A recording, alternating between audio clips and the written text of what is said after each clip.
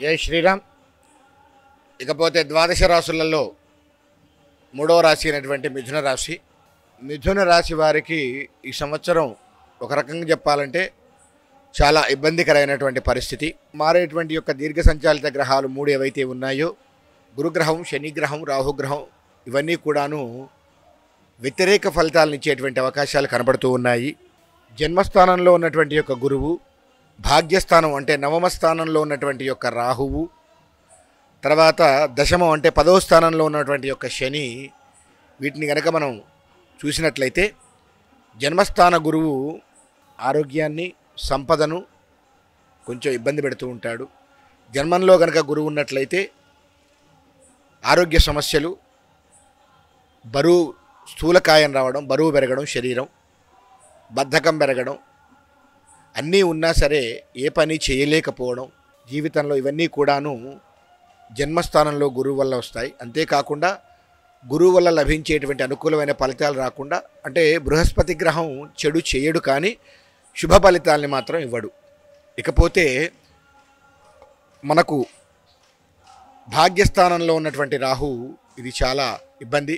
భాగ్యస్థానం అనగా నవమ స్థానంలో ఉన్నటువంటి గురువు మనకు వచ్చేటువంటి శుభ ఫలితాలు, తండ్రి పరంగా ఉండేటువంటి ఆస్తులు, లేదా దాచుకున్నటువంటి యొక్క సొమ్ము కానీ, ఆస్తులు కానీ, పరువు మర్యాదలు, వీటన్నిటిని కూడాను చాలా ఇబ్బంది పెడతాడు.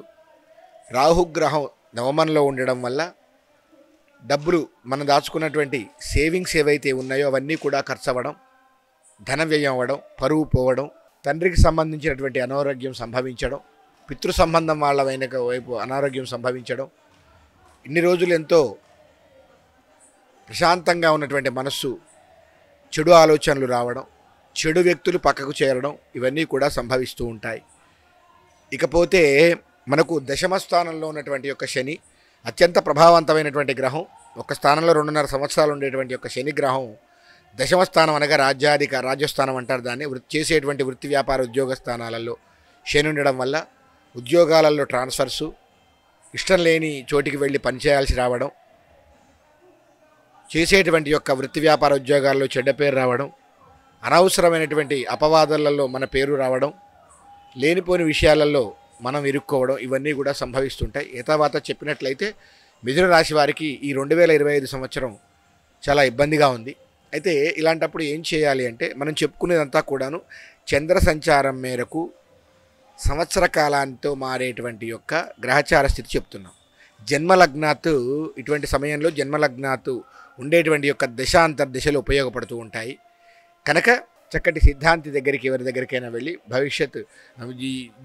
భవిష్యత్తు ఎలా ఉంది అని చూయించుకోవడం, జ్యోతిష్యంలో పనిచేసేటువంటి సిద్ధాంతులు, పంచాంగర్తల దగ్గరికి వెళ్ళి వాళ్ళు పుట్టిన సమయం, ప్రదేశం ఇచ్చినట్లయితే మీకు ఏ దిశ నడుస్తోందో దాన్ని బట్టి ఏ విధంగా ఉంటుందో ముందే చెప్పుకున్నాం మనం.